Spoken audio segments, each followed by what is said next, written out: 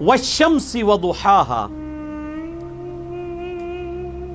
قسم ہے سورج کی اور اس کی روشنی کی، والقمر اذا تلاہا، اور قسم ہے چاند کی جبکہ وہ سورج کے پیچھے آتا ہے۔ تلاہا فالو کرنے کو بھی کہتے ہیں، اسی لیے قرآن حکیم کے لیے تلاوت کا لفظ استعمال ہوتا ہے۔ کہتے ہیں نا قرآن کی تلاوت، تو تلاوت کا مطلب یہ ہے قرآن کو فالو کرنا۔ تلاوت کا لفظی معنی ہے ٹو فالو، پیچھے چلنا۔ تو وہ ہم قرات کو اور تلاوت کو یہ سمجھ رہے ہوتے ہیں جو زبانی پڑھ رہی ہیں، قرآن کو آپ فالو کر رہے ہیں۔ جو لوگ کہتے ہیں ہم قرآن کی اتنی تلاوت کرتے ہیں، ان کو کہ تلاوت کا مطلب بتائیں کیا ہے۔ تو وہ لوگ جو پوری پوری زندگی سینکڑوں قرآن مکمل کر چکے ہوں گے، انہوں نے ترجمے سے ایک دفعہ بھی نہیں پڑھا ہوگا، اور وہ کہہ رہے ہیں ہم قرآن کی تلاوت کرتے ہیں، ان کو آپ تلاوت نہیں کر رہے ہو، بس آپ صرف دیکھ کے پڑھ رہے ہو۔ تلاوت کا جو لفظ ہے نا وہ ہے ٹو فالو کرنا۔ تو یہاں پر اللہ طرف ہمارا ہے سورج کی قسم، جب وہ روشن ہو جائے یعنی طلوع ہوتا ہے، اور جب وہ سورج غروب ہوتا ہے تو چاند اس کو فالو کرتا ہے۔ فالو کیسے کرتا ہے کہ پہلے سورج طلوع ہوا تھا، سورج غروب ہوا، جیسے ہی سورج غروب ہوا تو چاند پیچھے سے آ جاتا ہے، اس کی روشنی، وہ اس کو فالو کر رہا ہوتا ہے۔ ہماری تلاوت جو فالو کرنی ہے وہ یہی ہے کہ وہ بعض لوگ جو ہے نا قرآن پاک پڑھتے ہوئے نا انگلی یوں لے کے چل رہے ہوتے ہیں کہیں دوسری لائن میں نہ سلپ ہو جائے، تو انگلی کے ذریعے وہ ضرور فالو کر رہے ہوتے ہیں کہ ٹیکسٹ کو فالو کر رہے ہوتے ہیں۔ اس کو بھی ویسے آپ کہہ سکتے ہیں کسی معنی میں تلاوت ٹو فالو دا ٹیکسٹ، لیکن ٹیکسٹ کو فالو کرنے کا یہ مطلب ہے کہ اس میں جو لکھا ہے اس پہ عمل کرنا ہے۔ اس کی مثال آپ یہ سمجھیں، اگر روڈ کے اوپر یہ لکھا ہو کیپ لیفٹ، اور آپ اس سائن بورڈ کو پڑھ کے منہ سے کہتے رہے کیپ لیفٹ، اور آپ کا اسٹیئرنگ رائٹ پہ جا رہا ہو،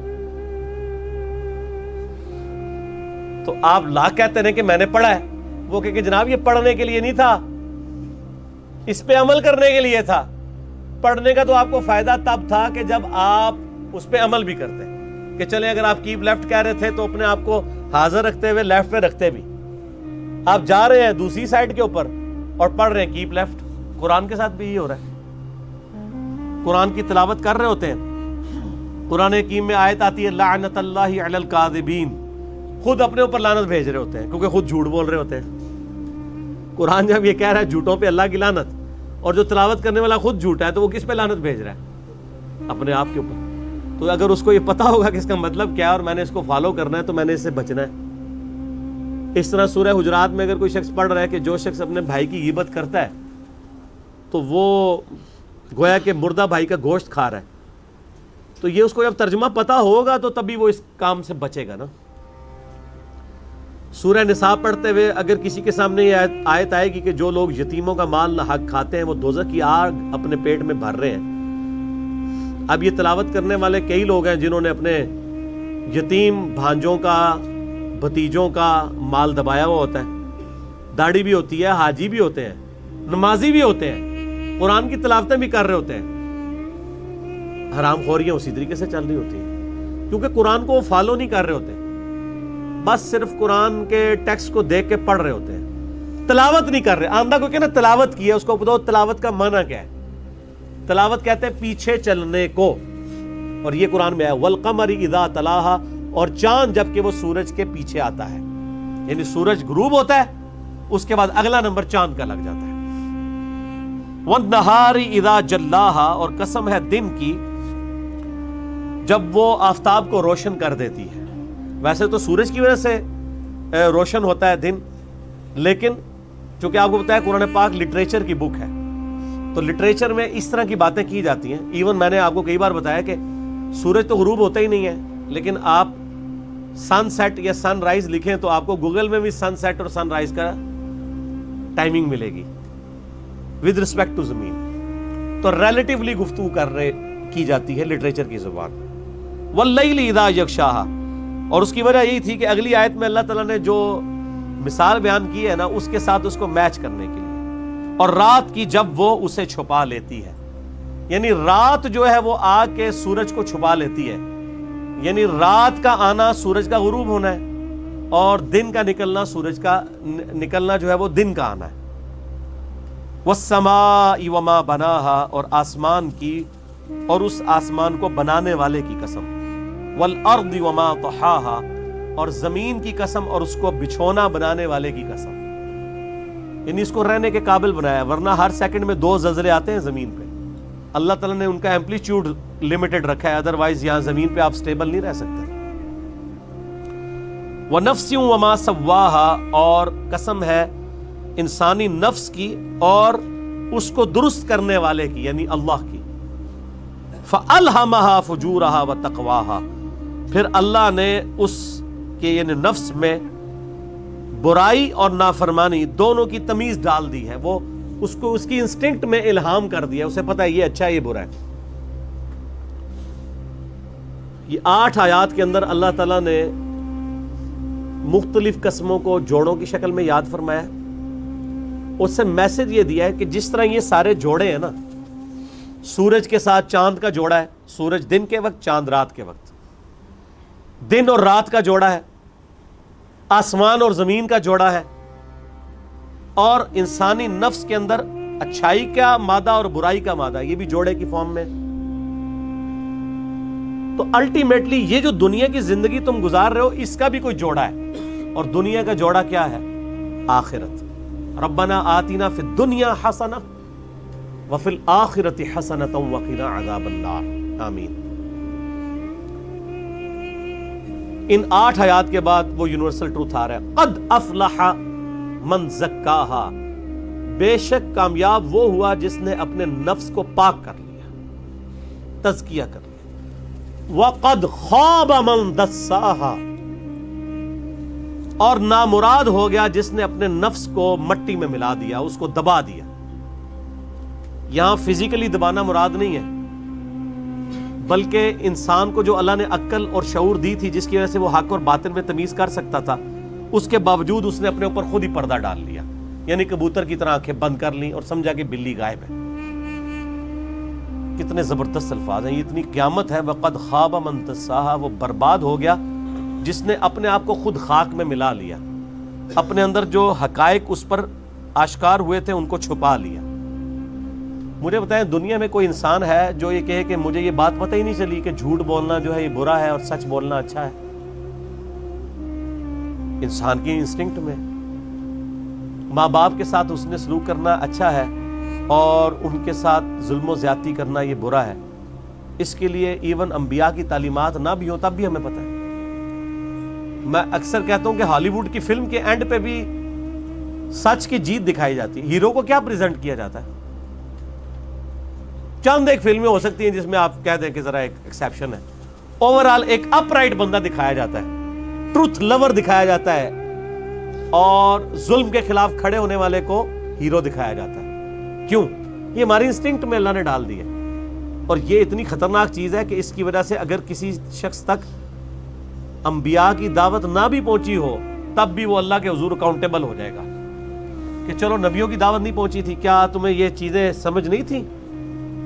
کیا تمہارا دل گواہی نہیں دیتا تھا کہ یہ چیزیں بری ہیں اور یہ چیزیں اچھی ہیں؟ بالکل دیتا تھا، اس کی وجہ سے بھی پکڑ ہو جائے گی۔ انبیاء کی وحی جو ہے، ان کی تعلیمات، یہ تو نور علی نور ہے نا، ایک نور جو ہمارے اندر موجود تھا، اللہ نے ہمیں انسٹنکٹ میں اچھائی اور برائی کی تمیز دی تھی، جو اس میں فَأَلْهَمَهَا فُجُورَهَا وَتَقْوَاهَا، اس کو پالش کیا ہے انبیاء کرام کی وحی نے، کتاب و سنت کی شکل میں ہمارے پاس پہنچی۔ دونوں چیزیں ہمارے سامنے ہوں، اس کے باوجود انسان اندھیرے میں مر جائے تو اس کی بدبختی ہے۔ تو اللہ تعالیٰ ہمارا کامیاب وہ شخص ہوا جس نے اپنے نفس کا تزکیہ کیا، گاڈ کو سیریس لے لیا، اپنے نفس کو صاف کر لیا تمام رذائل سے، برے اخلاقیات سے، اور اسے مزین کر لیا تمام اچھے اخلاقیات سے، فضائل سے، وہ کامیاب ہو گیا۔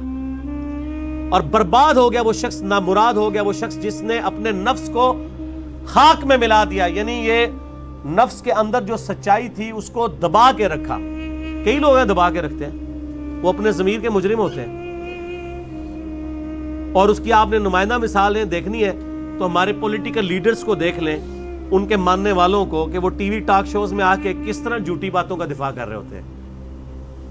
ان کا اندر ان کو گواہی دے رہا ہوتا ہے کہ ہم غلط کر رہے ہیں، لیکن وہ یہ سمجھ رہے ہوتے ہیں کہ ہماری ڈیوٹی یہی ہے کہ ہم نے، ہمارے جو بڑے لیڈر نے فرما دیا سو فرما دیا، اب ہم نے اس کا دفاع کرنا ہے۔ تو وہ اپنے اندر جو سچائی ہے اس کو دبا رہے ہوتے ہیں اور اس کی وجہ سے ایک مجرمانہ زندگی گزارتے ہیں. کذبت ثمود بطغواہا، یہ تو ایک انڈیویجول کا ذکر ہوا تھا. اب ایز اے قوم بھی کسی کے اندر ایسی برائی ہو سکتی ہے کہ وہ اپنے اچھائی والے معاملات کو دبا دے اور برائی والے معاملات کو آگے لے کے چلے. اس کی ایک نمائندہ مثال حضرت صالح علیہ السلام کی قوم سمود کا ذکر اللہ نے کیا ہے کہ سمود نے بھی سرکشی کی تھی اور وقت کے پیغمبر کو جھٹلایا تھا. ایز اے قوم اس نے، قوم سمود نے جو اتنی بڑی سچائی ان کے سامنے ہی جھٹلا دی. وہ کیا تھی سچائی؟ قرآن حکیم میں ذکر ہے. انہوں نے اپنے منہ سے بول کے کہا تھا کہ اے صالح علیہ السلام، اگر یہ سامنے جو پہاڑ ہے اس میں سے ایک اونٹنی نکل آئے ہم آپ پہ ایمان لے آئیں گے. پہاڑ میں سے اونٹنی نکل آئی، مردہ میں سے زندہ نکالنا الگ لیگ مسئلہ. پھر وہ منکر ہو گئے، الٹیمیٹلی ان پر عذاب آ گیا. اذ انبعث اشقاها، جب ان میں سب سے بڑا شکی کھڑا ہوا. فقال لهم رسول اللہ ناقۃ اللہ وسقیاها، تو وقت کے پیغمبر صالح علیہ السلام نے ان سے کہا اللہ سے ڈرو، یہ اللہ کی اونٹنی ہے، اس کی پانی کی باری مقرر ہے. ایک دن باری مقرر تھی، اونٹنی نے اس چشمے سے پانی پینا ہوتا تھا اور دوسرے دن قوم پانی بھرتی تھی. تو ان میں سے جو بڑا بدبخت تھا اس نے کھڑے ہو کے اونٹنی کو قتل کر دیا کہ جی ہم دونوں دن حامی کریں تاکہ ہمیں جو ہے وہ اس تکلیف سے نہ گزرنا پڑے جو ہمیں یہ لائن میں لگنا پڑتا ہے. تو اب وہ چونکہ اللہ کی اونٹنی تھی اس کی وجہ سے پھر اللہ تعالیٰ نے ان پہ عذاب بھیج دیا. فَكَذَّبُوهُ، انہوں نے جھٹلایا پیغمبر کو. فَعَقَرُوهَا، اور اونٹنی کی کونچے کاٹ دی، یعنی اونٹنی کو قتل کر دیا، اس کی رگیں کاٹ دی. فَدَمْدَمَ عَلَيْهِمْ رَبُّهُمْ بِذَنبِهِمْ، تو تمہارے رب نے ان کو تباہ و برباد کر کے رکھ دیا ان کے گناہ کے سبب. فَسَوَّاهَا، اور سب کو خاک میں ملا دیا. اللہ کا عذاب پھر ان کے اوپر آیا اور اللہ نے ان کو تباہ و برباد کر دیا. اور اس کے بعد کیا اللہ تعالیٰ فرما رہا ہے وَلَا يَخَافُ عُقْبَاهَا، اور ہمیں کوئی خوف نہیں ہے جو کچھ ہم نے ان کے ساتھ کیا. ہمیں اس بات پہ کوئی خوف نہیں ہے، ہم نے پیدا کیا تھا، ہم نے ان کو برباد کر دیا، ہمیں کسی کا ڈر نہیں ہے کہ ہم سے آ کے کوئی بدلہ لے سکتا ہے. وَلَا يَخَافُ عُقْبَاهَا، ان کو تباہ کرنے کا ہمیں کوئی خوف نہیں ہے. دنیا میں تو کوئی کسی کے ساتھ کوئی معاملہ کر دے اسے ڈر لگا رہتا ہے اس کے پچھلے بدلہ لیں گے. اللہ فرماتا ہے کہ جس کو ہم تباہ و برباد کر دیں ہم پہ کسی کا خوف نہیں ہے. ہم نے جس کے ساتھ جو کرنا ہے وہ کر دیا، ہم سے کوئی بدلہ نہیں لے سکتا. اللہم اجرنا من النار، اللہم اجرنا من النار.